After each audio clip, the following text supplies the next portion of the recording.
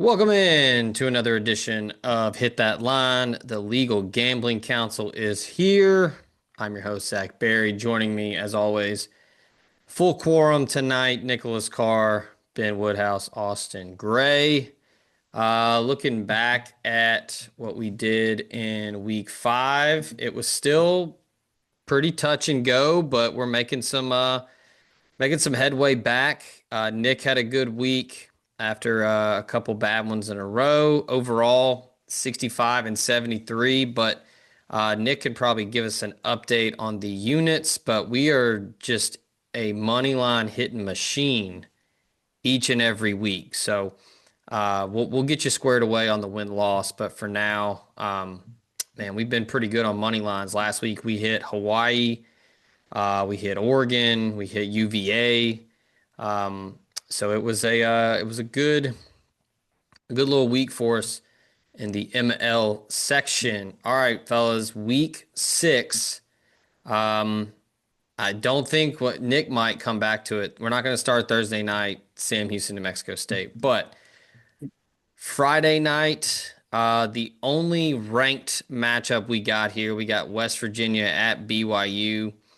Um, I mean, BYU's favored by, I believe, 18 and a half at this point. I don't know if anybody's got a pick on this game or any thoughts on this game, but um, BYU still kind of hanging around as that, outside looking in college football playoff team. But I know West Virginia's down a quarterback.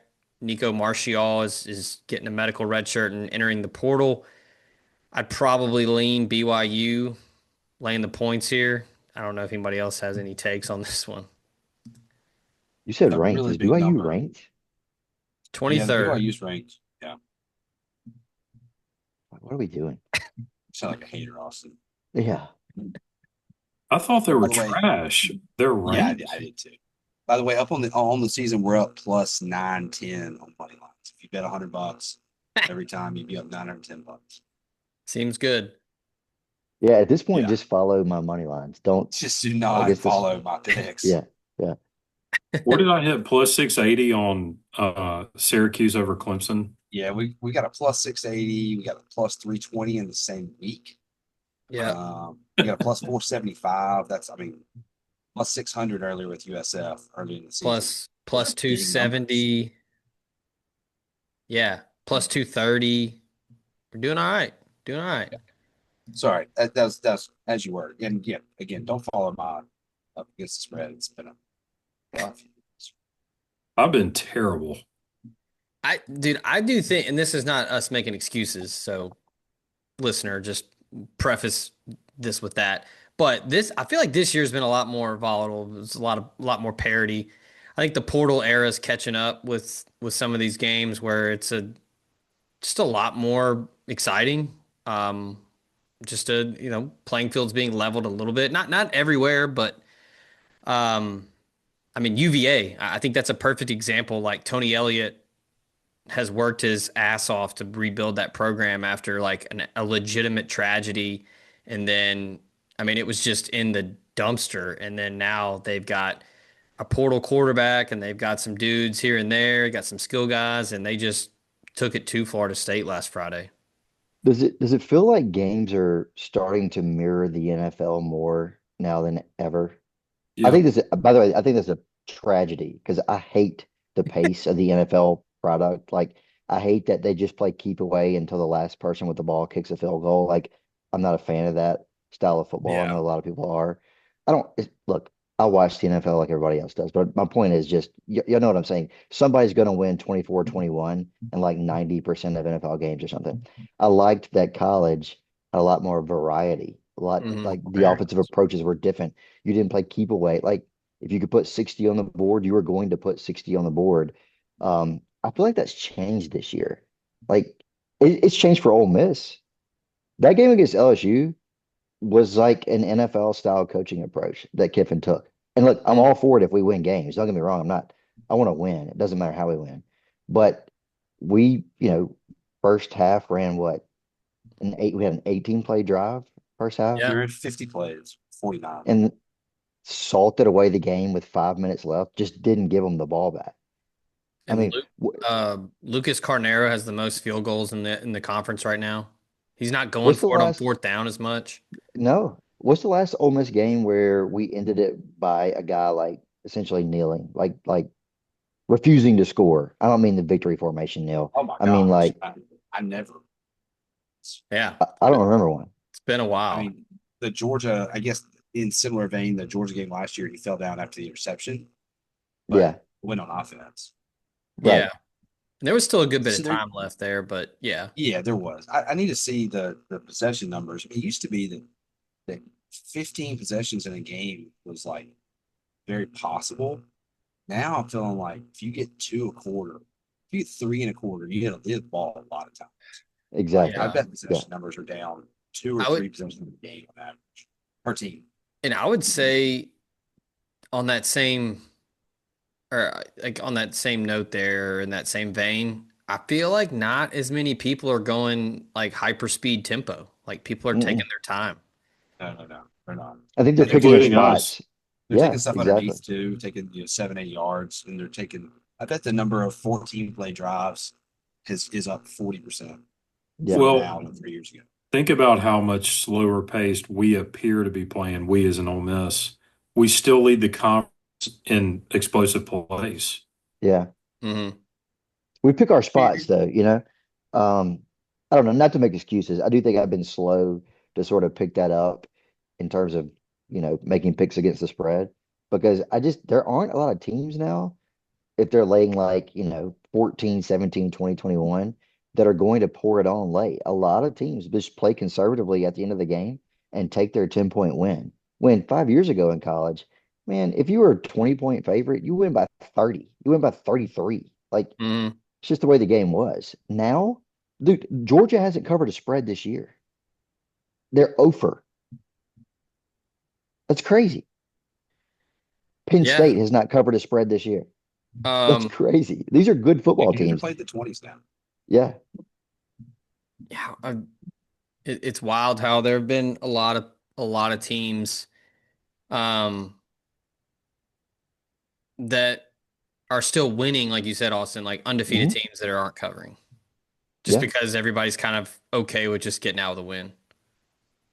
Dude, the Yeah. 24-19 score with LSU is an NFL score. Yeah. Absolutely. It was an NFL Penn game. State then were an NFL score. Yeah. Penn State of Oregon.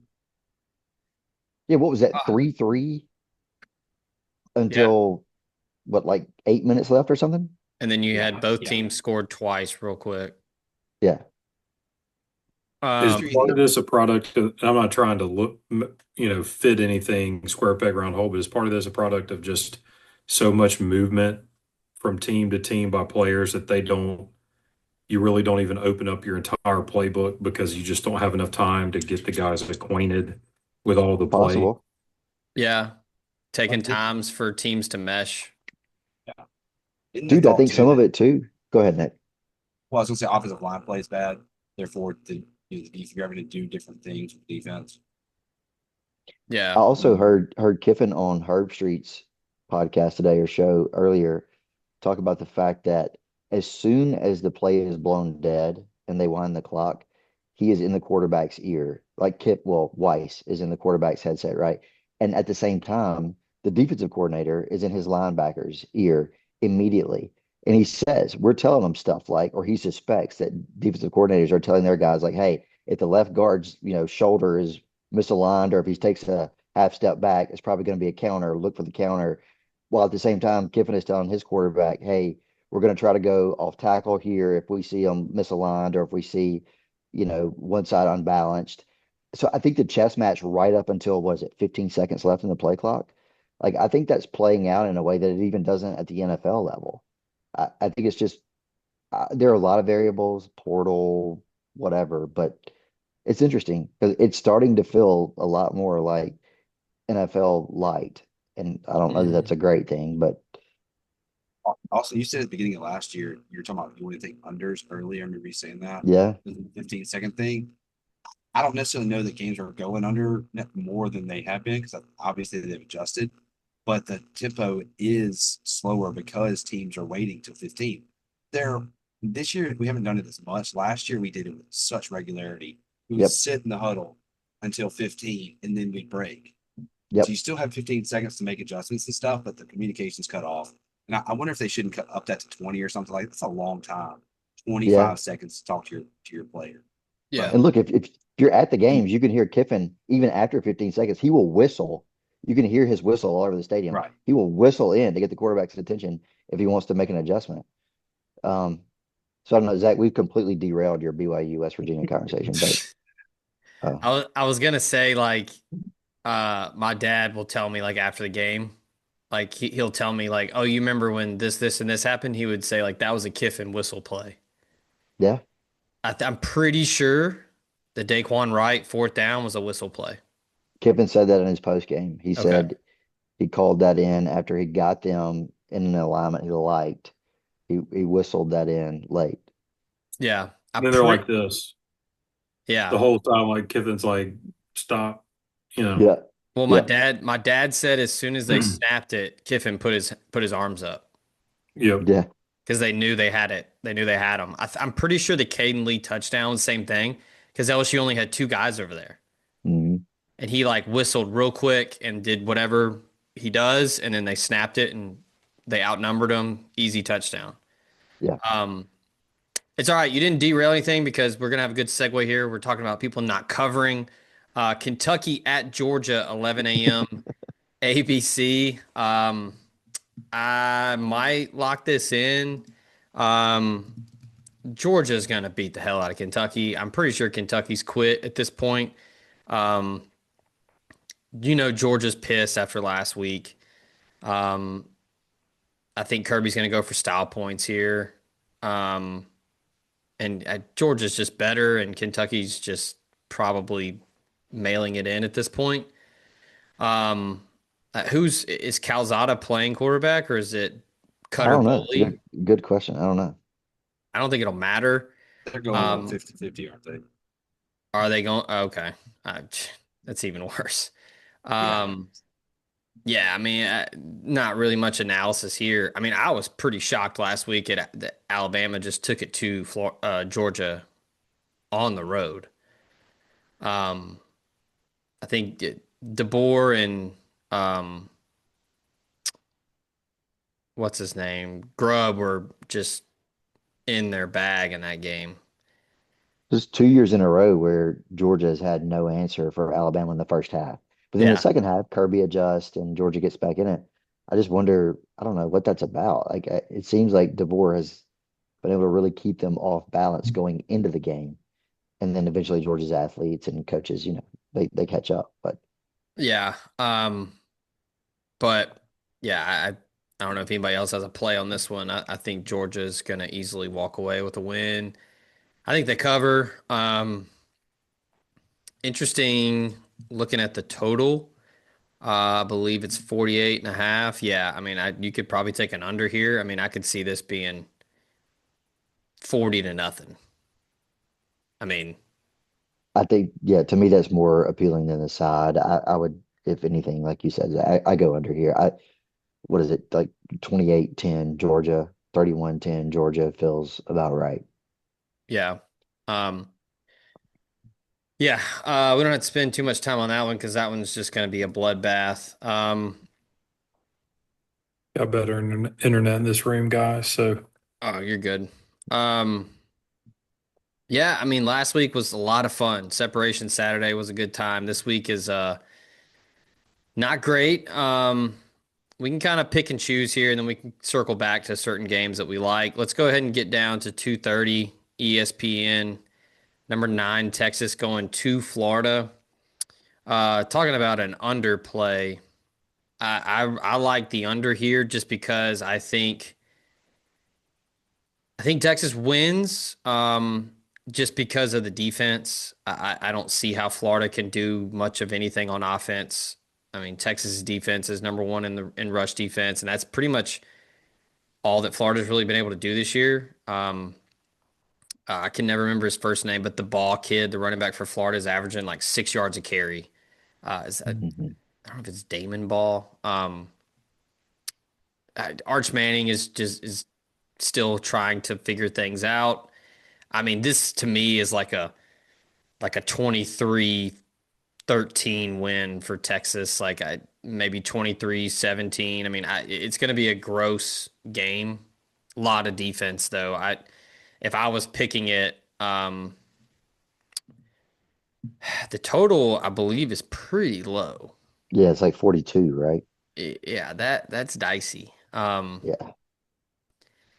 I've heard some people talking about taking a swing at like Florida money line. I don't think Florida's got it. I mean, I think you'd have to have a complete implosion by Arch, like turning the ball over a lot, short Yeah. fields. I still don't know if Lagway's healthy. Yeah, exactly. So I think it like, comes, yeah. I think if you're going to back Florida, you have to know, you have to be confident that Lagway is good to go. I'm not sure that he is. And even if he is, I don't know the kid. I don't know anything about, anything internal there at Florida. I have no contact sources, anything like that. I'm just speculating here.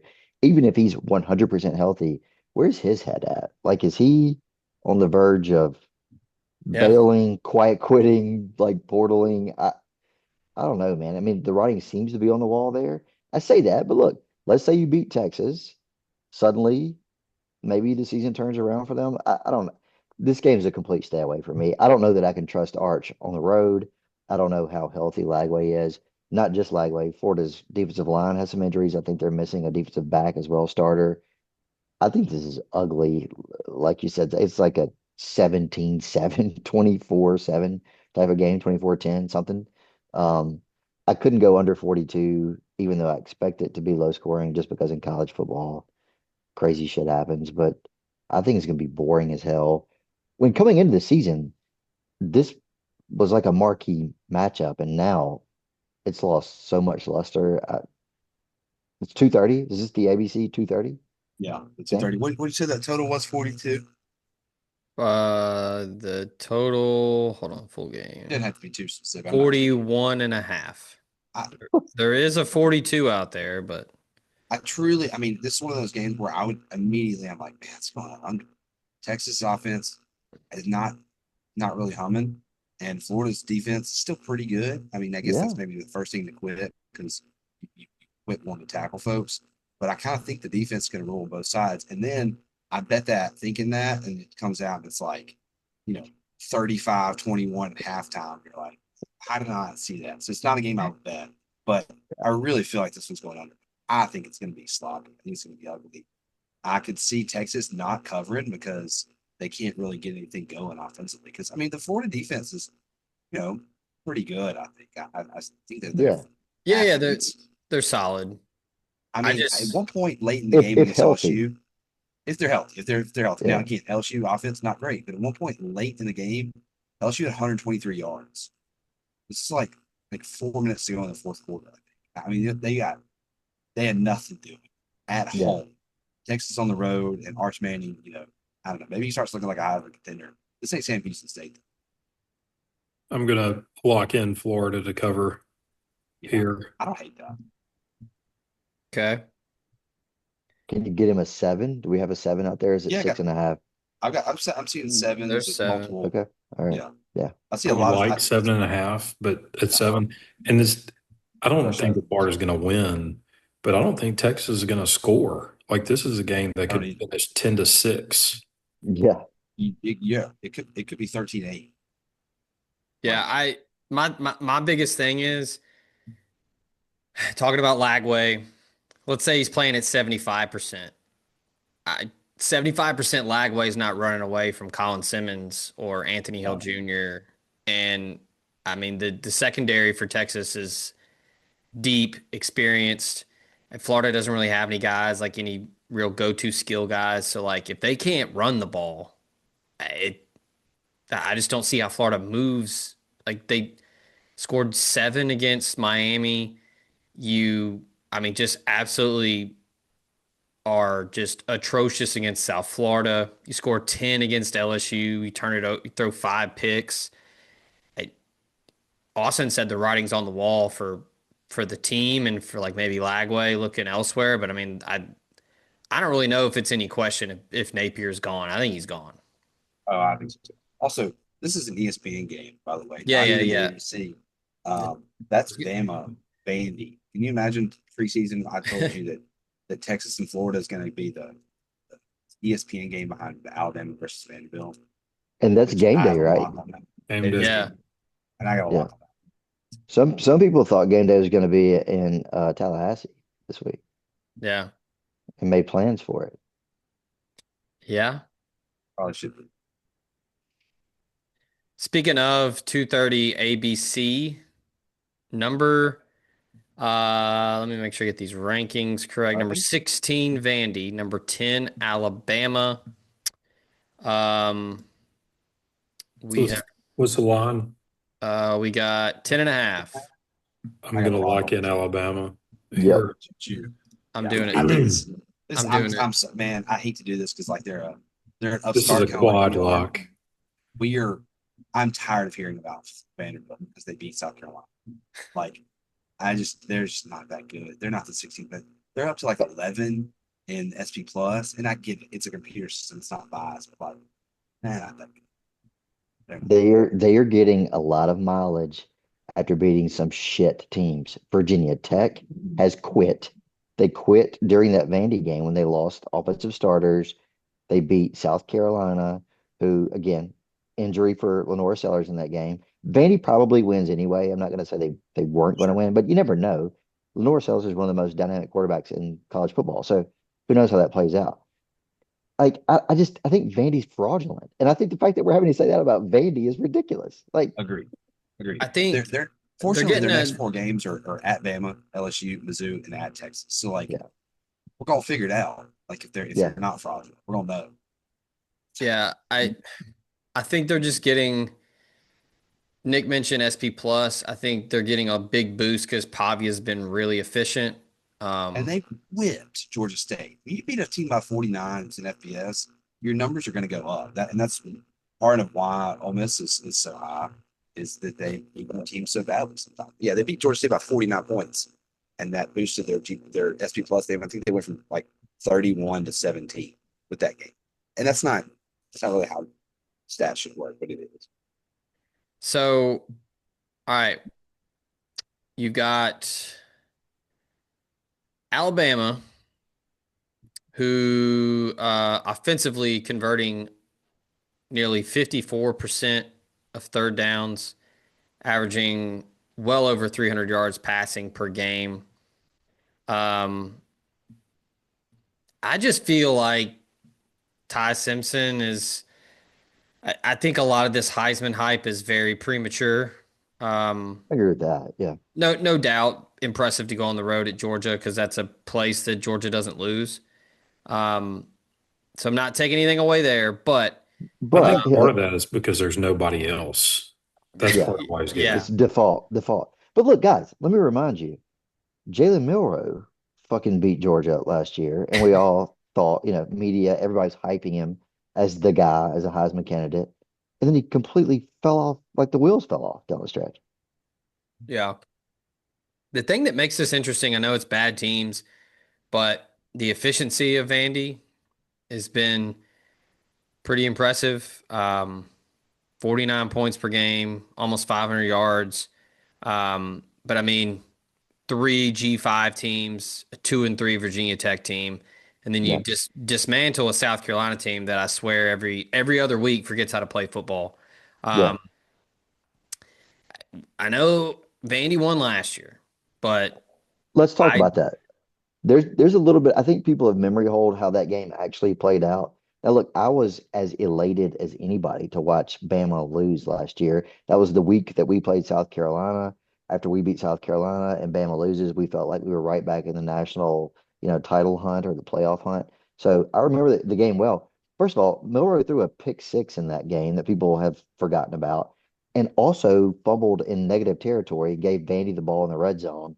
Like, that's 14 points that were largely unearned. I know they still count. I know it's football, but my point is you take those 14 points off the board or just give them, let's say, 7 points or 10 points, Bama Mhm. wins the game. It was a very sloppy game for Bama.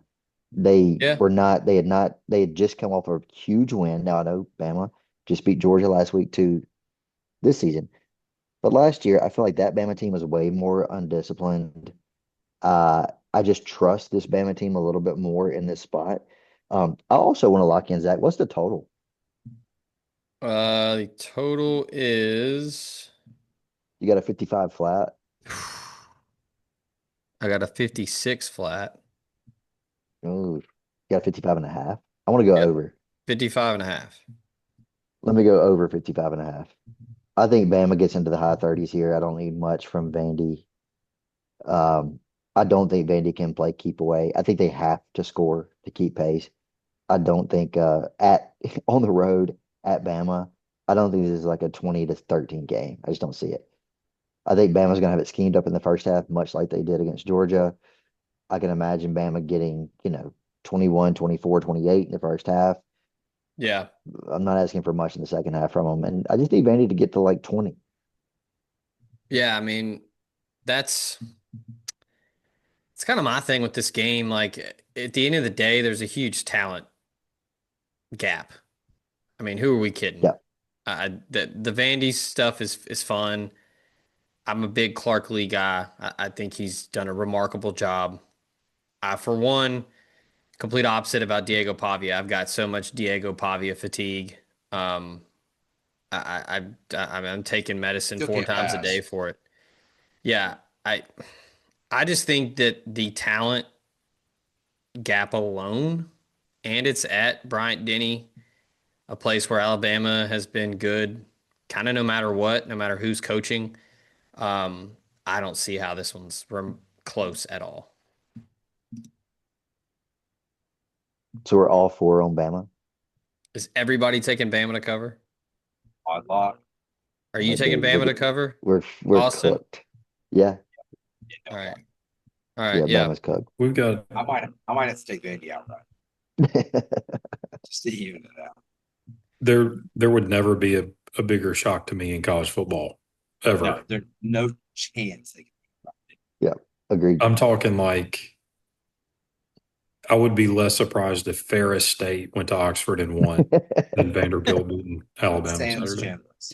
And it worries me about Austin's over, frankly, because unless Alabama carries him into the high 30s, low 40s, which they may, No, I think they're honestly, going to. Yeah, I think they're going to.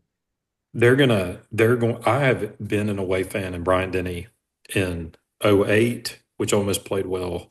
13, 13. Okay. Prime example. They literally boa constricted us all the way Yeah, out of the stadium. yeah. Oh yeah, I was there in 13 too. This is a different Bama team though. Like they don't win like It that now. is. It is. But for this game, it won't be. Like they'll be, But the difference is they're going to get into the 40s. I think it's like 40-17. yeah, that's probably fair. Diego will get a couple. Yeah. He'll fall into a couple. Well, they're doing this whole thing this week where they're like Johnny Manziel is mentoring Diego Pavia, and it's like that is the worst person to mentor someone. Like, why are we doing this? Like, I mean, like, I'm pretty sure Johnny Manziel just like lives in Scottsdale and just I think he survives off of just like making public appearances here and there and like playing like scratch, playing like money games on like Friday afternoons at golf courses. I don't know, but you know, uh, no shade. I mean, if that's how you want to live, I mean, but like, come on, like we all know what happened with Manziel, but yeah, I think the fantasy ends here for Vandy. I like Alabama. What I was gonna say about Ty Simpson was I feel like he's another one of these quarterbacks like Dante Moore that waited his turn, learned the system to where he's a first year starter, but he's not completely green. I think that Mhm. showed last week against Georgia. He was pretty poised. So yeah, quad lock there, and then Austin's got the over. All right. Maybe the lock of the year for I me. hope Mhm. so. If we're going scrolling down ranked on rank, let's go down 6:30 ABC, Miami, Florida State. Um, This line is at 4. Get a 4, get a 4.5. Hmm. Man, Florida State got to get off the mat. Got an extra day to prepare. I don't know if it's gonna matter. Miami, in my opinion, is really damn good. I mean, Nick was talking about it last Friday. I mean, UVA went at Florida State, ran it right at them, Right at him. Yeah. and had tremendous success. What do you think Miami's going to do with that offensive line? By the I way, that UVA field storming was oh, the best field storming of all time. that's the best thing that's the best one I've ever seen. Probably should lead to them being outlawed for real. Yeah, Like, probably. Yeah, It was Squirrel White surprising. almost got Okay, Mufasa'd. okay, what are we doing with Virginia student sections just on a berm? They're just Yeah, hanging out. they just hang. There's no rope in front. There's like three security guys, and they were like, Yeah, By what the are way, they? that's how you know you're at a school with a bunch of nerds, man. If Ole Miss exactly. had that, Well, Oh my we'd have God. people serving time on Parchman Farm. Imagine an egg bowl where there's just students hanging out in the end zones. people would just run on the field, Oh, they would. but like it's never been an issue there because Virginia's been so bad for the last decade. So Because what the students happens? usually aren't there. yeah, yeah. I mean, Imagine like you're playing a "Oh, this is game the and it's hill." Ole Miss playing, it's like late fourth quarter, and Ole Miss is up 4, and the other team breaks a long one, and a guy just like Oh, runs out of who student am- section, just tackles him on like the who 10. among They us get a would touchdown. not who among us would not have tackled him? dude, there'd be like a just a complete bust in the coverage. Post route guy, dude, some Sigma Nu runs out there and picks it off and I'm yells knocking that shit Oski. down. I'm knocking it Y'all, down. you remember the fight with Corral, and then it was in the corner in the south end zone or the north end Yes. zone where the students were. Yeah. They would still be breaking that fight if that had happened. Like, I mean, because it was like 50 players right there. Can you Yeah. imagine Yeah. 5,000 students? At the beginning, it was like 5-on-1. Like Corral was taking on like 5. Dude, Pi Yeah. Kappa Alpha would have been down there Oh my throwing God. hands. Fight Nation. Dude. Like been They would With be Corral, hanging though. out. They would have been fighting Corral is the problem. That's the uh, so Dude, here's my thing on this game. Go to Florida State. They're getting a lot of mileage out of catching Bama game one off Yeah. guard. There's a Scores points.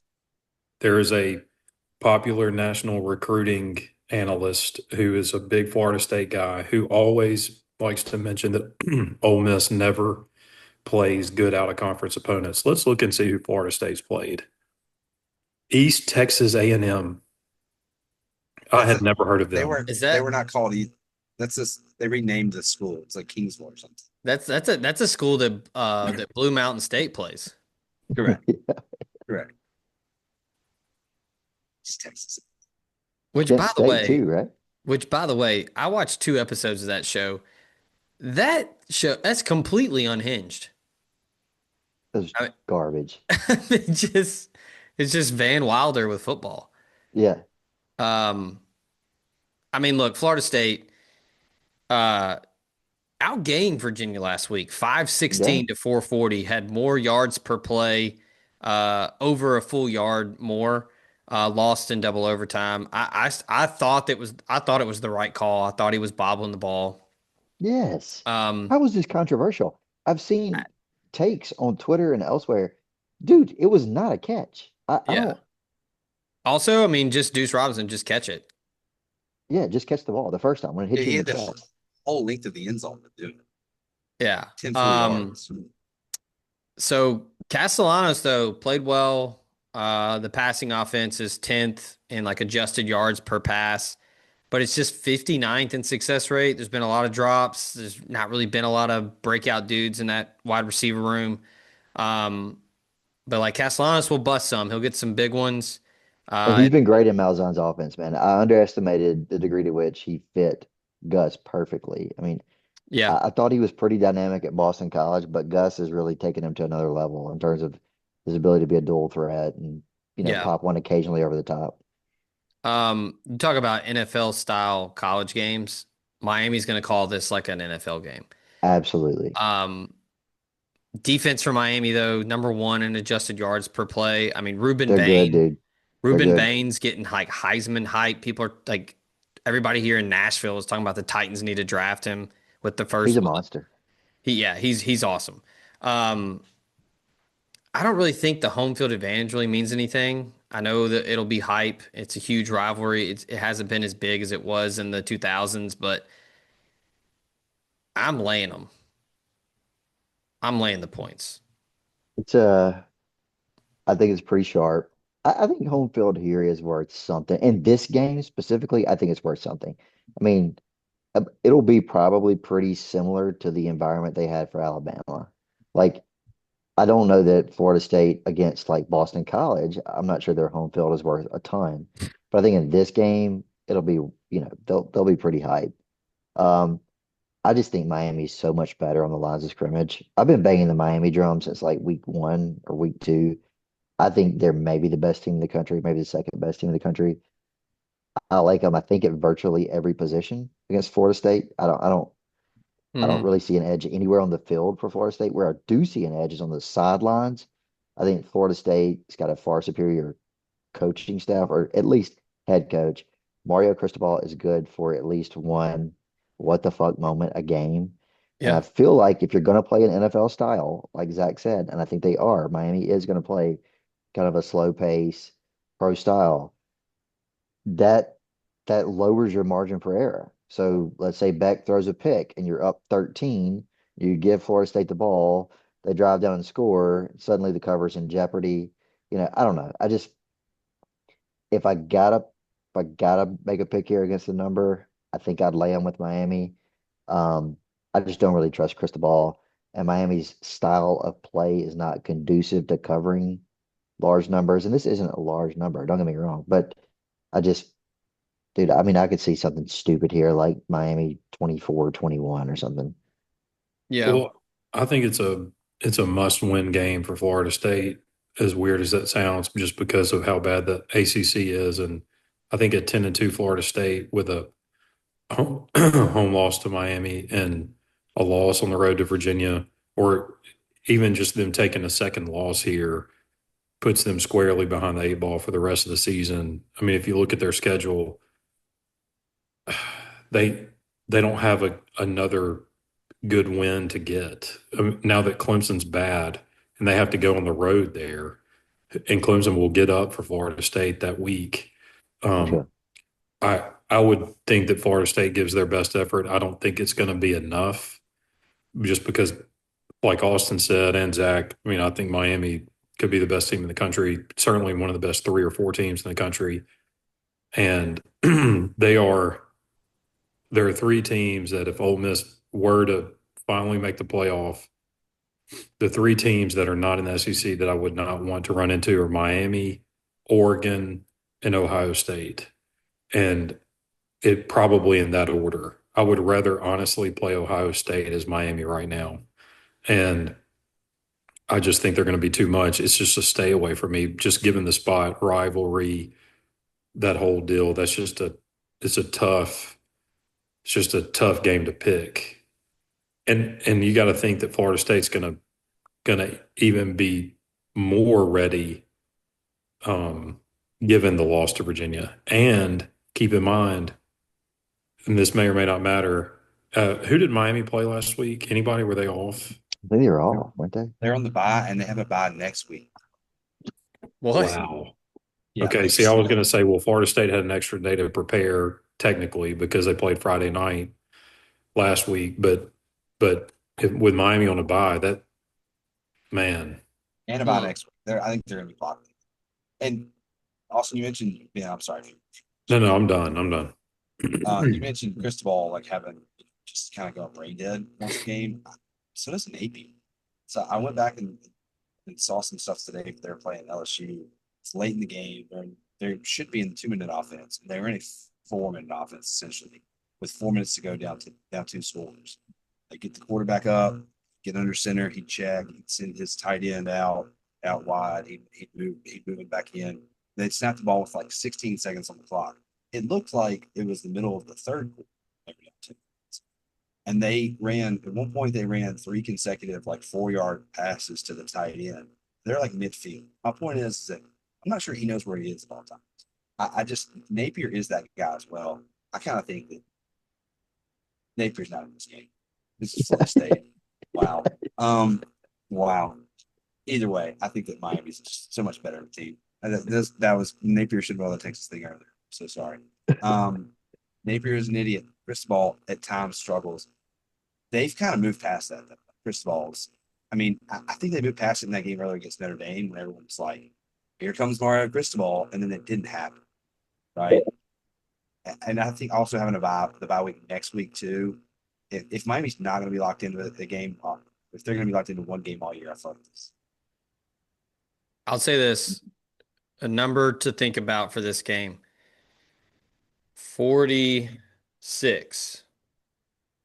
Florida State gave up 46 points last week, and Virginia ran all over them. Miami has given up 46 points in 4 games. I think I think Miami is just ball control, ball control. I mean, look, all jokes aside, man, Carson Beck looks like he just needed a hard reset. Looks a lot more No, comfortable. he's playing well. He's playing well. Also, What's the question total? about while you're looking that up, quick question about Florida State. Or if they don't beat Alabama in the first game, like let's say Alabama comes back and ends up beating them late, we would be talking about them firing Norvell, I feel like, after last week. Well, I was going to say, what's the number? What's the number if they lose to Alabama in week 1? What's the spread on this one? 7.5. Yeah, and you 7.5, can't say 8. that.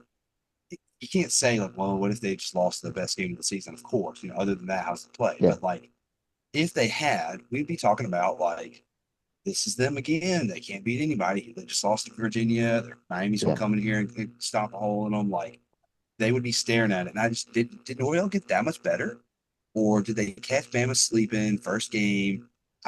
Just a weird things happen in college football. Dude, that was it. We should have seen it coming. What they did, they hired Gus Malzahn, who all he does is fucking beat Alabama. Yeah. Like, He's that's better. it. Ben, the total is 53.5. That's sharp. Had it been 56, I was going to go under, but 53.5. Yeah, because you don't want to have it in the bag and then Castellanos force one and they pick six it, or he fumbles one and then they run it in. I don't know. That's too close. Also, is Florida State capable of having another? Maybe they are having another home environment like twice in the first month of the season, like they did against Alabama. They had Burt Kreischer on the field and all that kind of, just trying to pull. I don't. Maybe you can get up emotionally like that more than once Like a year. him and Tom Segura were like at a bar pouring shots to people at like 9 a.m. They drink alcohol. That's the joke.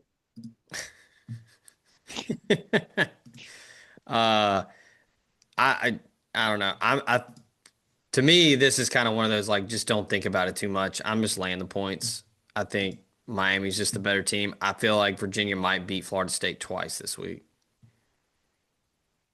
So, and I mean, I'm not even having to beg for like I'm not. This isn't a 3.5 or like this is just a 4. So like, even if it is a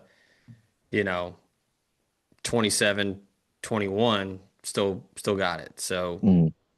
Yeah, maybe the rivalry means something, and Miami's a little slow out the gate. But I don't know. Nick bringing up a buy, like this is like a buy sandwich, like that's interesting. So they can kind of go all out and get after them. Also, right. this is just from Yahoo. I see here that Florida State's pass offense ranks 10th, yards per pass, which is good, obviously. The point is to say they have some big gainers. They're 59th in passing success rate. They had 2 big plays against Bama, a 64-yarder and a 40-yarder. That's not really sustainable, right? I mean, yeah, it happens at times. Like Mrs. had some a few years ago. We were just, we were throwing everything deep. That's when the offense was going big. And then we saw what happened when we played somebody like Alabama. It just didn't work. That's not going to Yep. work against Miami. It worked against Bama earlier in the year. I don't think Bama's got the same defense that they normally have. It's not working against Miami. I'm actually not. I'm really close to locking it. I'm gonna leave it for now. All right. Let's go. Not a lot on the board this week as far as ranked on ranked or big ranked games. It's kind of a shitty week. It's Yeah, a brutal week to have a bye. yeah, not great. Before we do locks, can I victory lap the LSU game right quick? Sure, the floor is yours. All right. That game was as close. It finished as close as it could have following the interception by Whiteout Williams. After that, Ole Miss completely controlled that game and I don't know if that was, what was that, like the middle of the second quarter, early second quarter? Yeah, about 11 to go in the second quarter. From that point on, Ole Miss controlled it. And what we said on the show last week, I think Austin said it would be really close to the end. I guess technically it was, but is that, or what I said was that Ole Miss the matchup is too good, and it was. Guys, LSU is very good on defense. I don't want to diminish what Ole Miss did last week, but they are bad on offense, like objectively bad. They cannot run the ball, or they don't try, one of the two. And if Nussmeier isn't hurt, they are. I'm wondering if there's some wish casting by their folks, like, oh well, he has to be hurt. He has to be hurt. How would you feel if you were Garrett Nussmeier and you're like, guys, I'm not hurt at all. I feel fine. This is who I am. Yeah. Because that's kind of how we threw the ball against us last year. He just freaking got lucky and completed them. Mm-hmm. I'll say this, man. I do think there are a lot of good players on that LSU defense. Ole Miss kind of pulled their pants down quite a bit. I mean, there were multiple times when either Keelan Lacey or Logan Diggs or Trinidad Chambliss were just running through weeks, running away from Harold Perkins. Had some really good holes there, like in the running game. Now, I will say this, LSU's really good on the outside. Like their corners are flat good. That one is especially good. I don't even think we threw at him the entire game. Well, they went after early in the game. They went after the true freshman DJ Pickett, who is like that dude's a cyborg. He's like a 6'5" corner. I know he looks incredible. Then they went after the kid from Mississippi. Yeah. Woodland. We did pick on him. Dude, there are so many things where it's like 4D chess from Kiffin, where they get the PI on Pickett. He comes out to rest because he ran all the way down. What did Kiffin do? Go right at the backup and got a flag. So like that was to me, that was pretty impressive. And like the game plan was Ole Miss was, because everybody all week was like, well, LSU's going to make Trinidad throw it because he can't. And Kiffin was like, no, dude, we're going right at you. We're going because we know y'all going to play man coverage. We're going to go right at you. We're going to test you. And kudos to Deuce Alexander, to Caden Lee, to Trey Wallace. Like Trinidad put it in places, and those dude made catches. Dude, Deuce Alexander, is he the best portal find of the Kiffin era? Like in terms of bang for buck, like ROI. Imagine how good he was in high school. Like there are like elite players, but they do not play as hard as he does. Like I can't imagine what he was like in high school. I bet he never got tackled. I was gonna say he was a dude in high school that never came off the field. Oh, never. I mean, he's from I'm pretty sure he's from Douglas County. Like they play good ball down there in Georgia. His dad played in the NFL, right? Yeah, I think so. Yeah. Yeah, man, just a dude. I mean, honestly, it's kind of funny. Like Ben asked, like best portal pickup, like kind of the same position. I would say you could say Jordan Watkins got a lot of ROI. Really good ROI there. Yeah. Daquan Wright. Yeah, Daquan's been killer.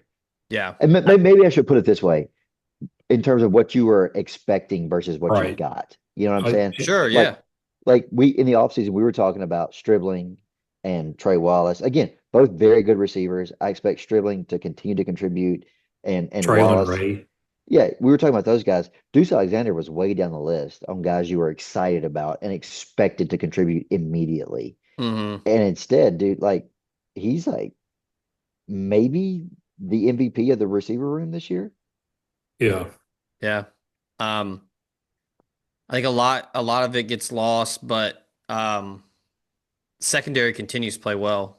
They You had the do. one had the one bust early in the game, Yeah. which I Kind of a pick play, a weird pick play. The okay. ball's in the air. So I Tight brought end that runs up. over. Yeah. It was like OPI, man. it was like 25 yards downfield, and the LSU Yeah. guy just ran right into the corner. Yeah. He didn't even try to make it look like an accident.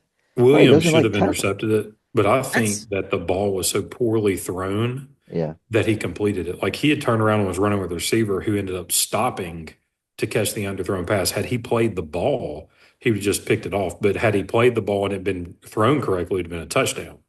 yeah. So Um, yeah, the secondary's been really good, and again, Braxton looked great. yeah, Finally, we get to see Braxton play really well. tackle two dudes at once. Yeah.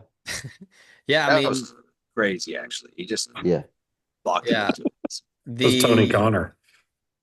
we kind of manifested it a couple weeks ago. We were talking about some other guys up front are going to have to step up. I mean, Cam Franklin made Yeah. some big plays. William Eccles had some big Eccles was plays. yeah. Um, This is kind of a breakout game for Eccles. The stats don't jump off the page, but he was a menace inside. Just a menace. I think, yeah, Deshaun Womack looked really good. Before he got hurt, Princewell was playing a really good game. So, yeah, I mean, the defense is starting to like we talked about at the start of the show. Like sometimes it just takes these heavy portal teams some time. Um, but yeah, so it was pretty dominant. I mean, without that punch out on Caden Lee, I mean, it's a 31. And a What? tip touchdown catch. Like that shit only happens against LSU. Only happens against LSU. It's arguably an incompletion. I It should mean, have been. hit the ground. It's fine. I mean, it is what it is. But um, we can move on. I just wanted to yeah, point out that we called it. yeah, we did. We did. I don't know that Um, we'll be able to have that same type of bullishness at Georgia or at Oklahoma, but we'll see. I was gonna say I don't know. I don't want to get into it, but just yet. But like, we should. I don't know. Georgia's backs are going to be against the wall if they want to go to the college football playoff. They can't afford many more losses. But we match up decently well against Georgia. I don't know if maybe the shine comes off Chambliss with a week off. Like maybe he needed it to keep playing every week to kind of keep it going and ride the hot hand and then go sit out a couple hands and Well, use it. But he made some. I mean, he wasn't on Saturday, correct. No. but I will Dude, tell you what the that first two dude. drives, I thought we were cooked. What I tell you what that I dude saw that. I was can like, do right. is So you said someone said we're scoring 10. I was like, all right. Yeah. he turns it He up looked horrible. on third down. Like Yeah, he, we're very good on third down. If that wasn't him on, what's he gonna do when he's on? 'Cause, I mean, he still threw for 300. oh no, he did. He just like we had some like curl routes that he just missed on by like 4 or 5 yards. You know, Yeah, a couple of his misses were bad misses. You know what I mean? I do. It was kind of like going back and watching it. In the moment, it's frustrating. But going back and watching it, you can kind of see like that. It's always the metaphor that's always used is like a boxing match. But I mean, I don't. That's kind of the best way to talk about it. But those first couple drives, like Kiffin and Weiss and Joe Judge were kind of feeling out. Okay, let's see what kind of looks they give us for these formations. What kind of looks they give us for this call, this route, and there. I'm not saying that Kiffin was calling for 3 and outs back to back, but they obviously saw some stuff and then adjusted. Mhm. he was so lethal with his feet. Yeah. He's not going to break the He's- long one for 40 yards, but man, he'll get a first down on 3rd and 7. Mhm. I was telling y'all, I think a week or two ago, like he's John Rice Plumlee with arm talent. He's Baker Mayfield, is what he is. That's a good I really don't comp. know how you can stop him from getting 7 yards because he's so quick. He's in His the burst backfield. is incredible. The He had short great space. vision too, really good vision, like running back vision. Sees lanes, Yeah. cuts back. Just don't go out of bounds when we're trying to kill the clock. Yeah, That's what Kiffin yeah, was saying. Yeah, it's impressive just how quick he's adjusted. All right. Speaking of adjusting, I'm gonna go ahead and get another lock in here. 6:30 SEC Network, Mississippi State traveling to Kyle Field. Texas A&M had a good time. Doing all kinds of stuff with their food last week with Auburn. We talk about UVA maybe beating Florida State twice. Tennessee could get Mississippi State twice this week. How do the Bulldogs come back after that dramatic loss? Probably should have won the game. I don't know, man. Going into Kyle Field, I'm probably looking at a total. I'm not looking at a spread. okay, Because man, dude, A&M's defense is going to get after that ass. yeah. And I feel like I do this every week with State. I I know. did it with Tennessee. But the shine is look, you can lock me in for A&M laying the points. I think, what is it, 14 or 14 and a half, and the under. okay, Hey, just for a second, do y'all know what Auburn did on third down against A&M last week? Like 0 for 16 or something. Over 13 0 for on third 13. Yeah. downs. If we go cool. 0 for 13 in a single football game, I'm never watching football ever again. Can you Was imagine just every single As third down? spoiled as we are, we're rarely not getting the first down, much less. Well, who Ben, they made up for it by going 0 for 2 on fourth down as well. So they were 0 for Well, there you go. 15. That's what 0 for 15. That's what I saw. Yeah, So, Yeah. yeah, so they had 15 turnover on downs / punts. yes. That's who And calls look, Nick, 0 interceptions, 0 fumbles. So they weren't like giving the ball. In other words, they're possessing the ball the What was the final entire score? game. It was, well, this is shockingly 16-10. Auburn covered. so they had 17 possessions in that game.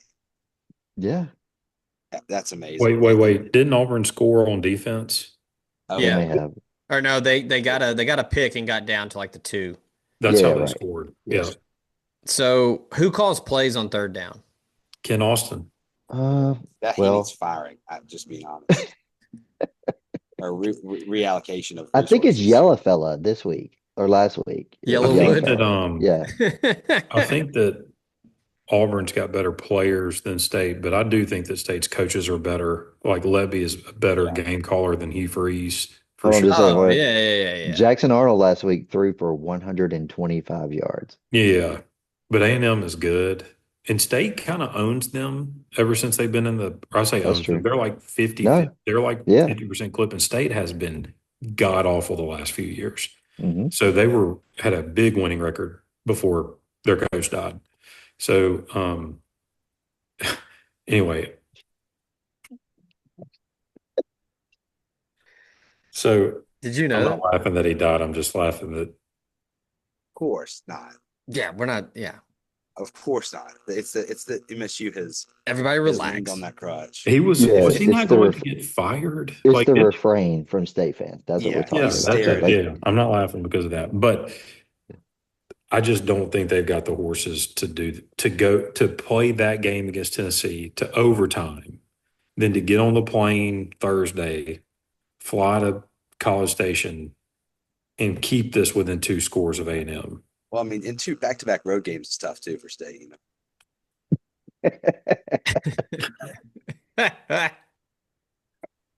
I think you're 100% right, man. I mean, that wasn't their Super Bowl, but like we know when their Super Bowl is, but it was dang close to it, right? And they played well. They played well against. No, They didn't they're give a lot of much points better. to They are a much Tennessee better. offense that's very good. 2 of those scores were on defense for Yeah. Tennessee. yeah. I am being complimentary to State when I say Sure. they're much better than I expected them to be. I Much hate that better. it's over 14 though. I hate that at 13 and a half, that's you gobble that up. 14 and a half is like, Yeah, that's. I mean, if I told you it was 42-28, are you that's surprising anybody? I would be very surprised that State You think scored so? 28 on A&M. Yeah. No, probably so. Probably, you probably Yeah, right. I'm locking in Maybe the more like under. 28-14. I'm locking in the under and the points from A&M. What's the total again? 53 and a half, 55 and a half. 55 Seems and a high. half. Seems high. It does, doesn't it? On defense. God, that seems really high. But State does go fast and they do spread it out. And we've seen Levy offenses and, But sometimes when you go fast and you don't move the ball, it's bad.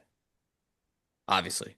It's almost as easy as saying you need good players to win national titles. I don't think you need a blue chip ratio to know that. Some people have made a career by saying Um, that. if Vegas is telling you anything, the money line is anywhere from 450 to 475 for State. That's not near high enough for me to take it. I need No. 800 before I'd be like, yeah, you know what? Maybe.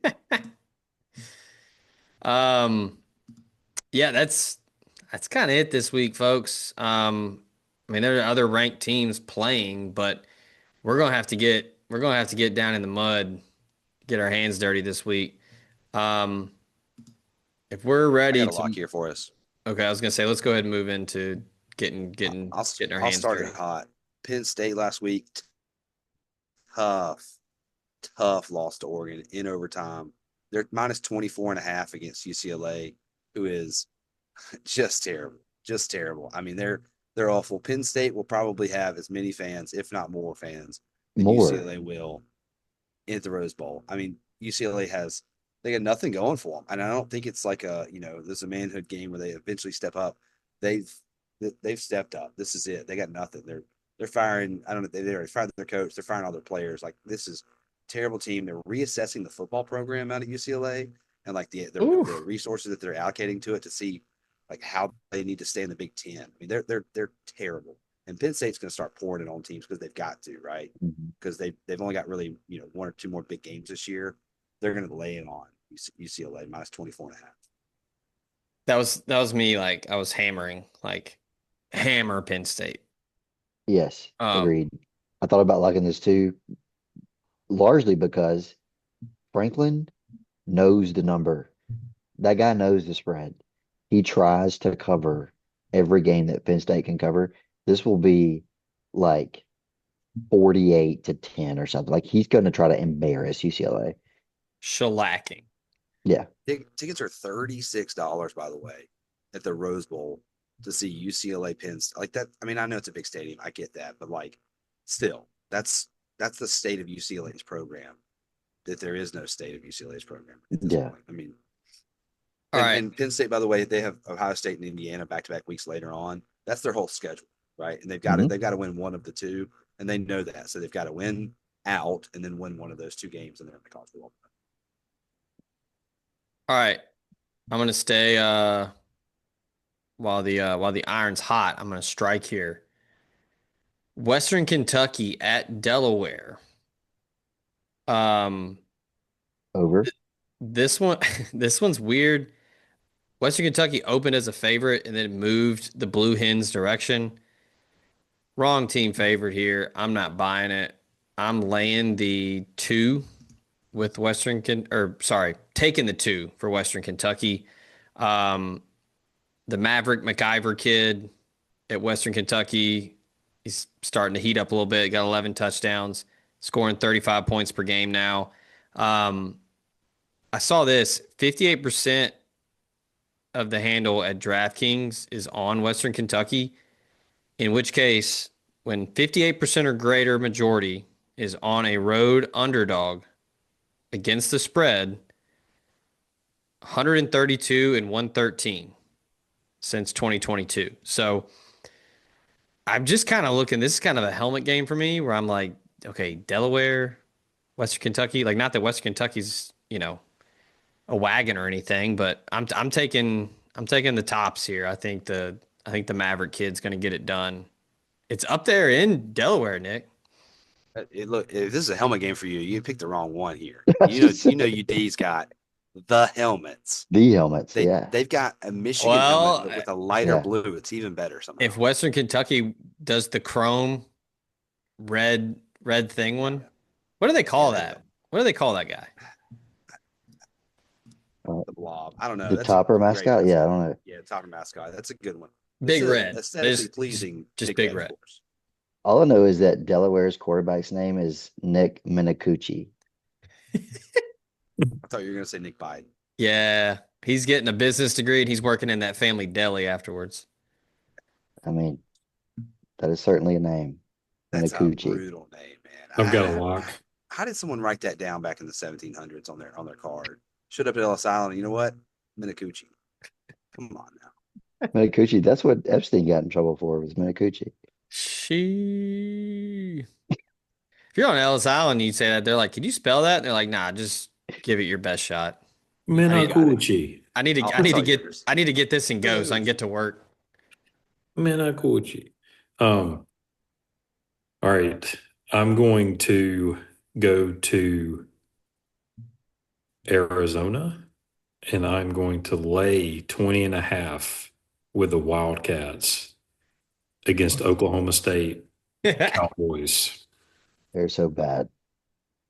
Look, Oklahoma State played a little bit better last week, keeping it with 18 of Baylor, just because that was like their first week with their interim and, that emotion and stuff. But you'll find that once an interim takes over, those practices are not the same. Like you don't have the same urgency. You probably got guys on the team who are like already looking in the portal, that sort of thing.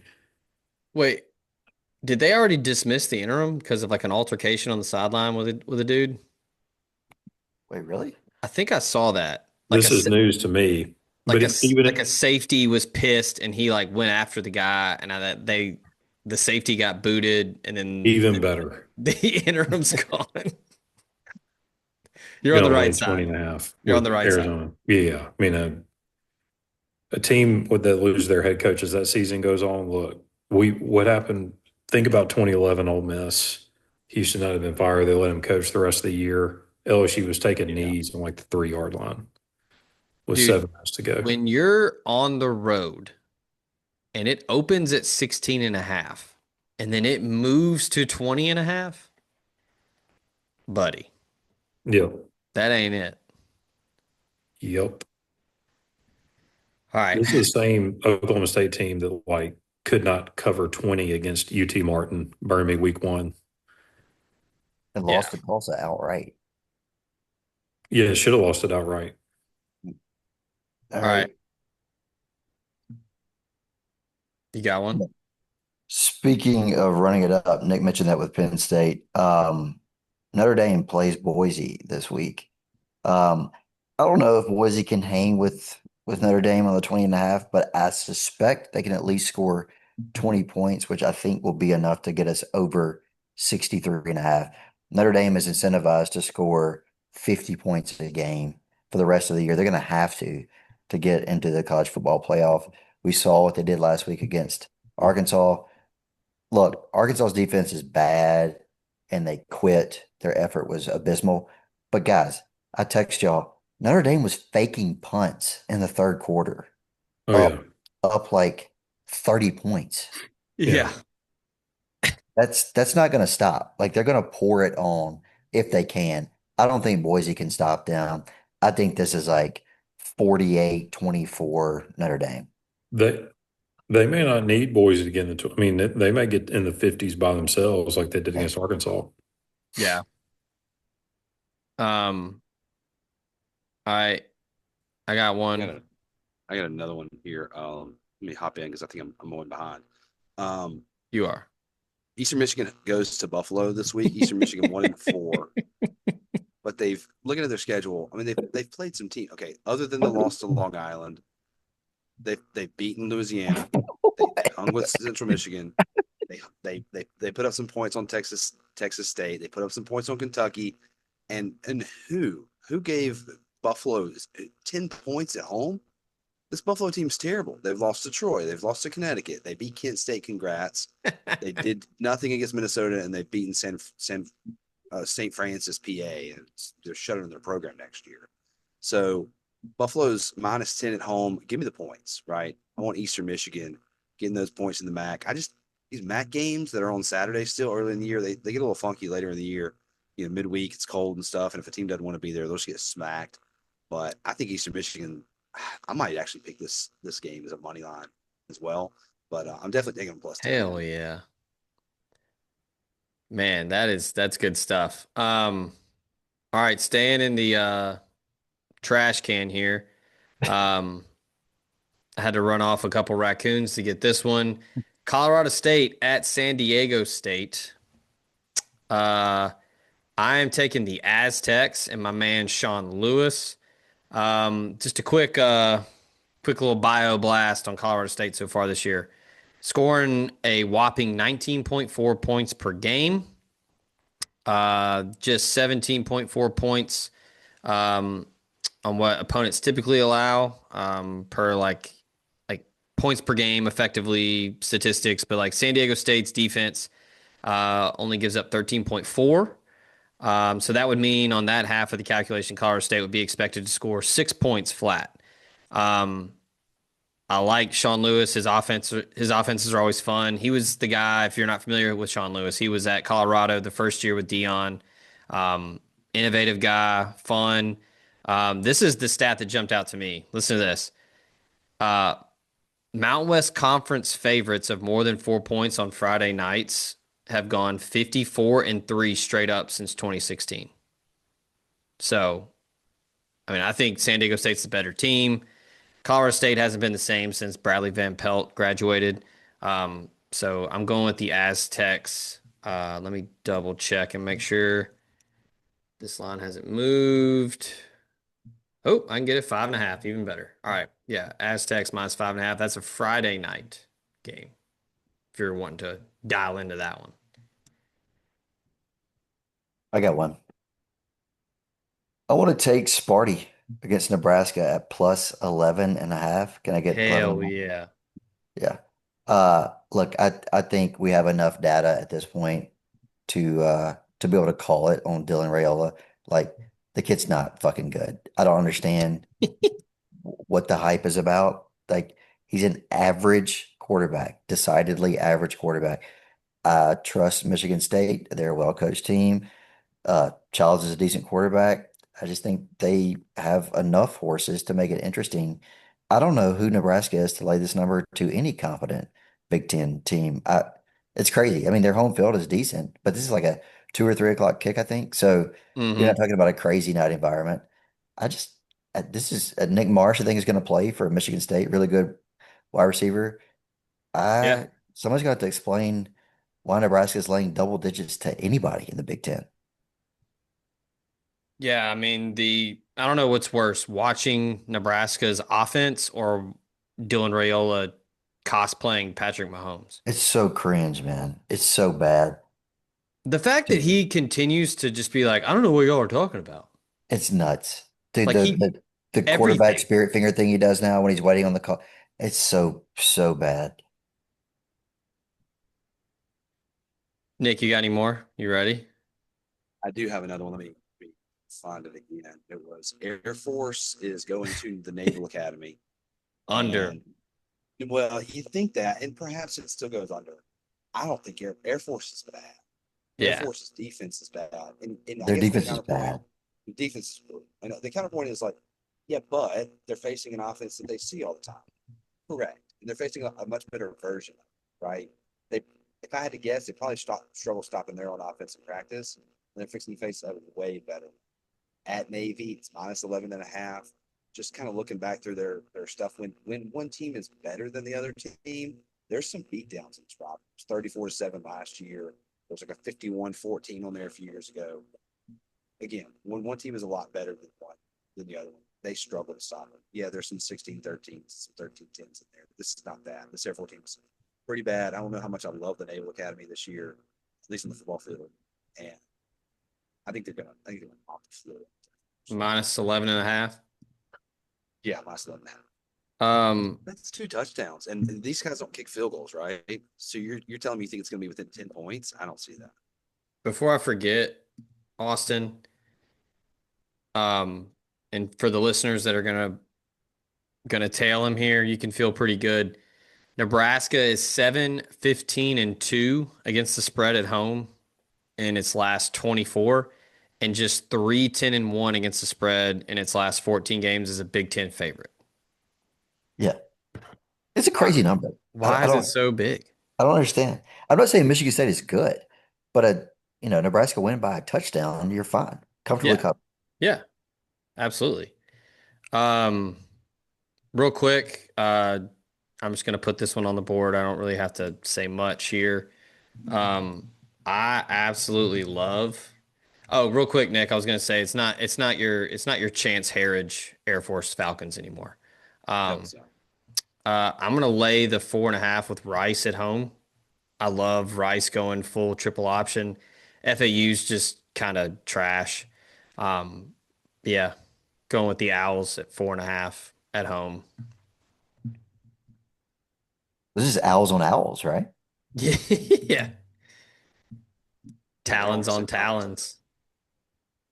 Ben, you got another one?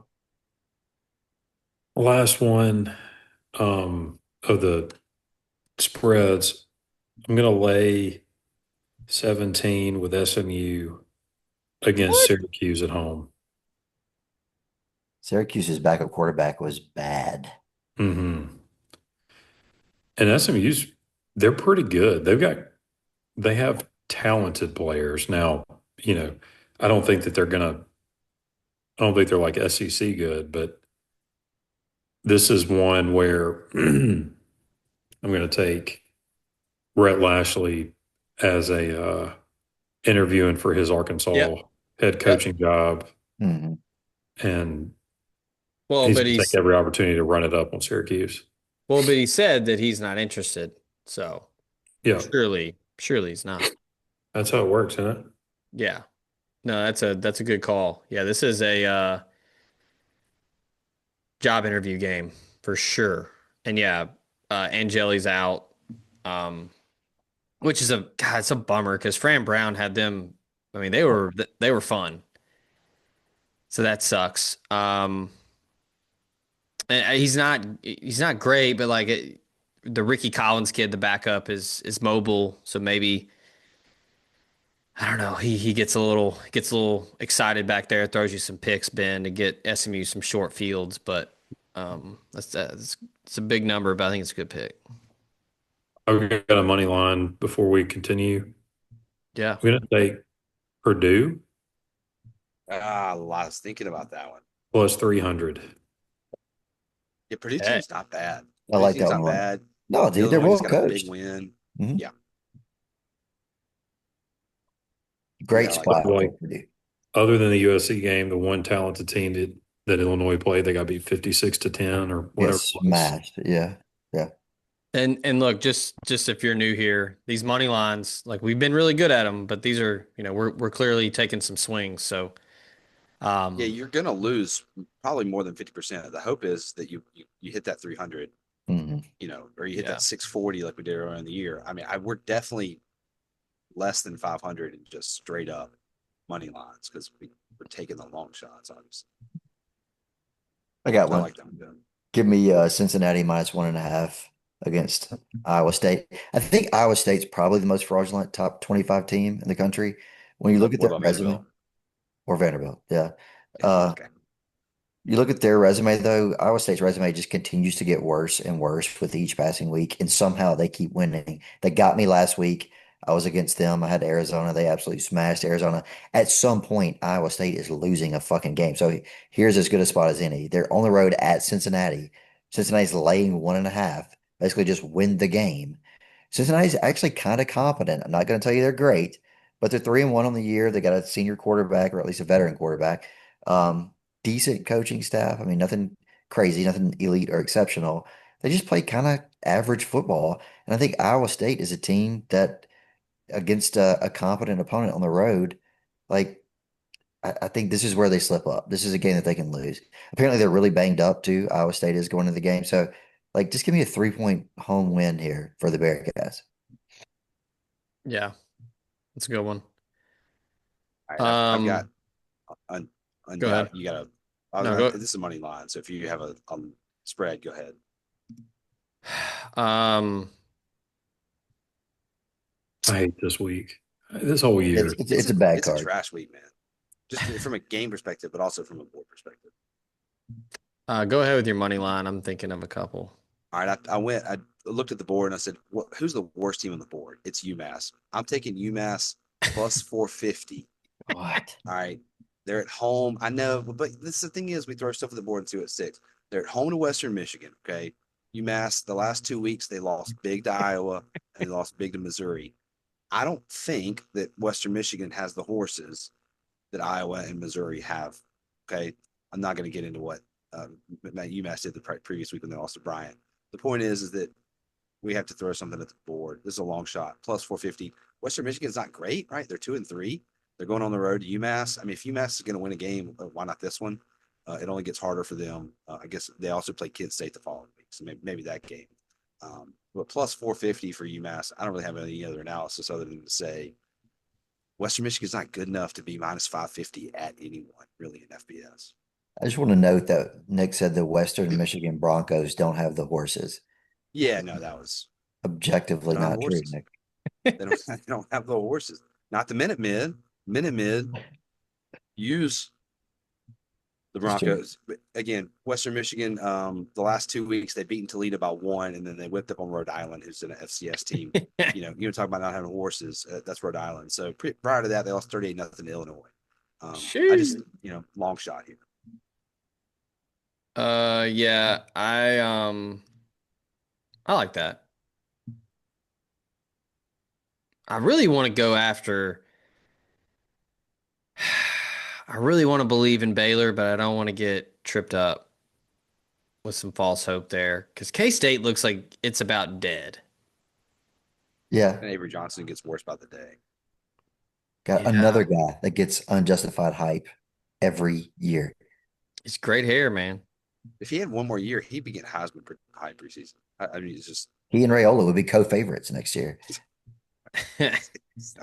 Rayola he is a lot better than Avery Johnson. I will have to give him like a little bit of credit there. He's not football.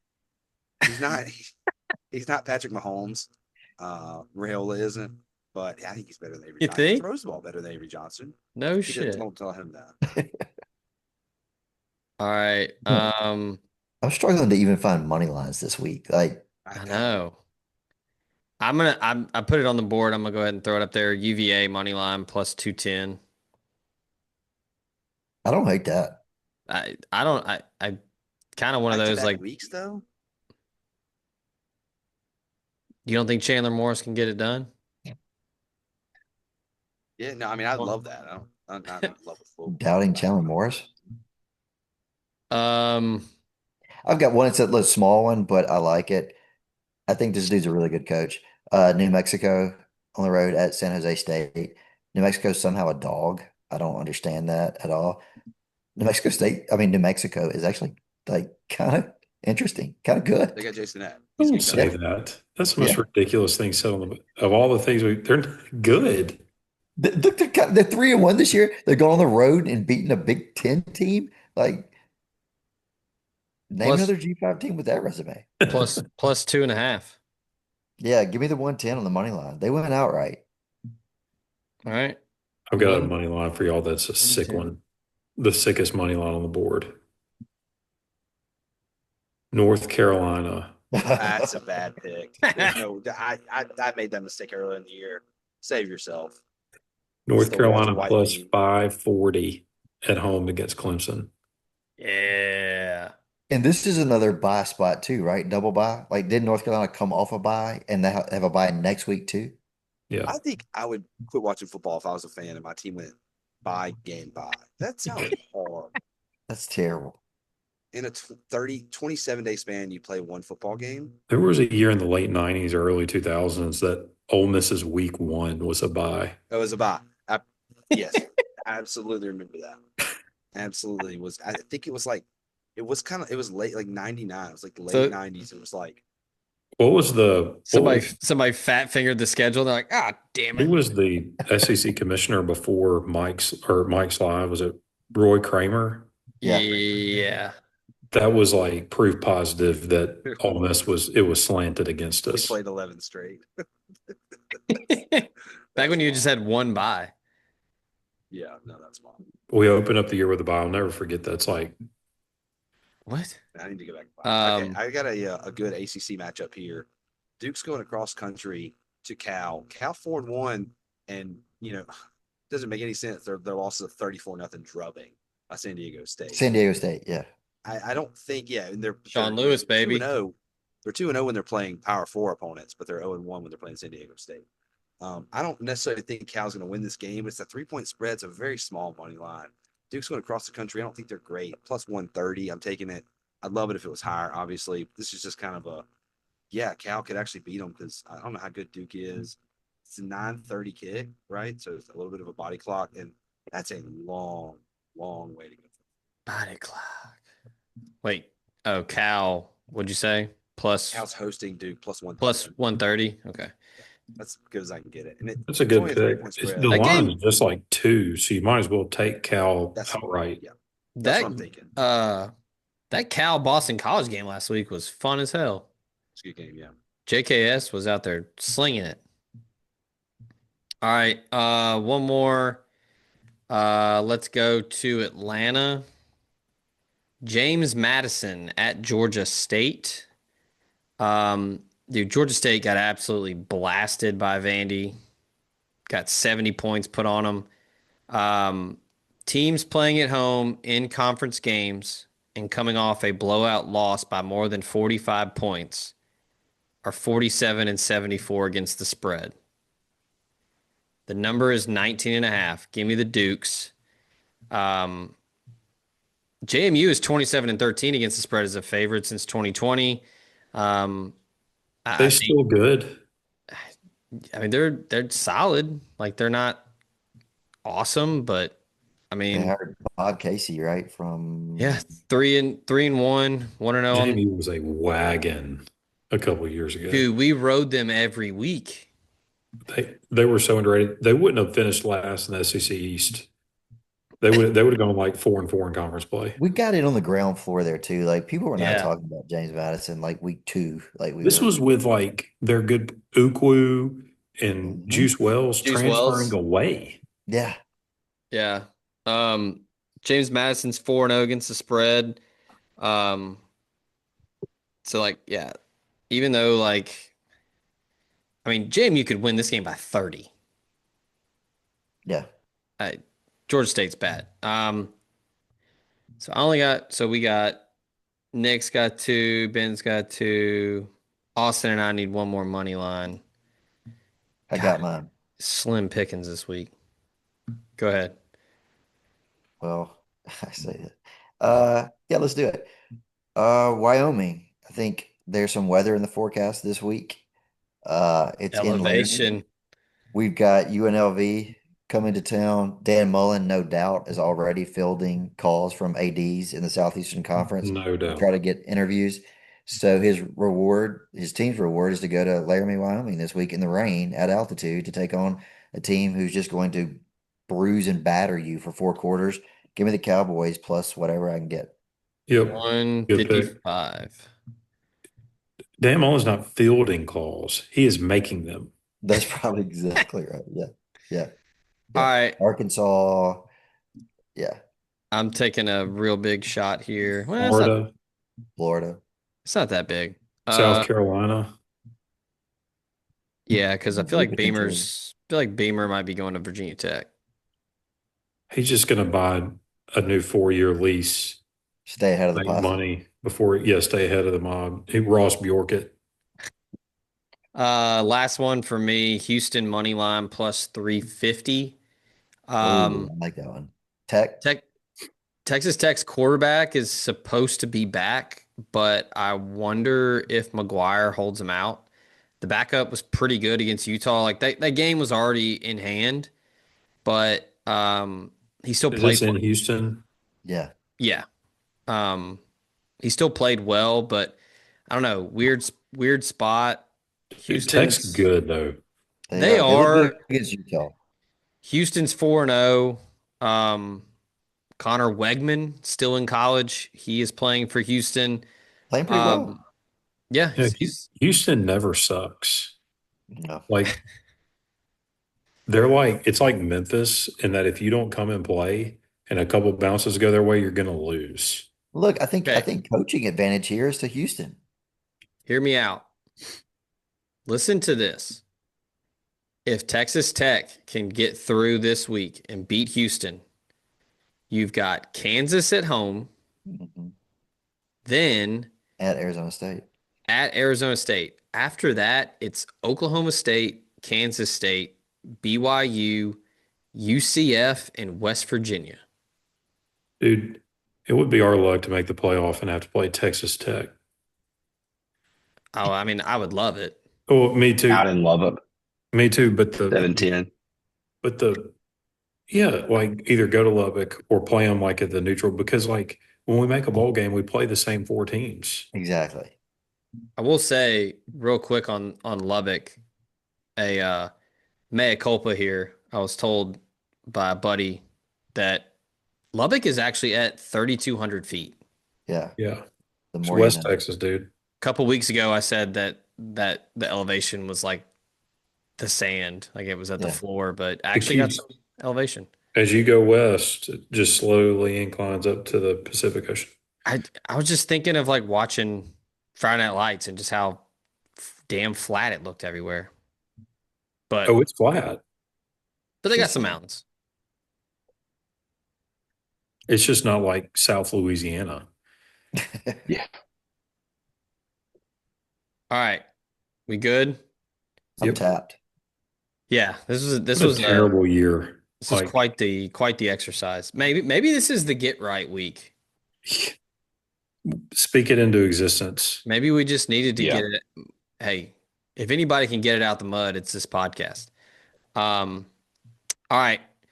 Week 6. Obviously Ole Miss on a bye, ranked 4th in the country now. Pretty cool. We'll be back next week as Wazoo comes to town. Over under 1,500 Wazoo fans in Oxford, Mississippi next week. Oh, way under. No, way over. Why? I think they'll try. I mean, how often are you ever going to get to see the Grove? There were barely 1,500 LSU fans in that stadium. That was a crazy low amount of LSU fans. If It really was. there couldn't have been 4,500 there. Could not. That No, have. there was- wasn't 4,500. I mean, there wasn't 2,000. I've never No, seen. it was. Yeah, that was weird. They had as many band members in that one section as they did fans. How many The members only- in the it was band? weird. 350? Yeah, the only section that they had that was fully purple and gold. There was no red in it because they had like 4 little mini sections and they all had some red in them. Was the band section? Mhm. It was unbelievable. I've never seen. And the I've never seen band anything took like up that. half of it. That's what I'm saying. Yeah, All those people in Slidell and Metairie listen to the podcast and they're like, well, shit, I'm not going. No, I really think that now that it's a bigger threat to lose, they're not going to travel here as much. Used to, we had huge away crowds because you could enjoy the Grove, Oxford, and win. Yeah. and go we back. also had cheap tickets. Tickets used to be Exactly.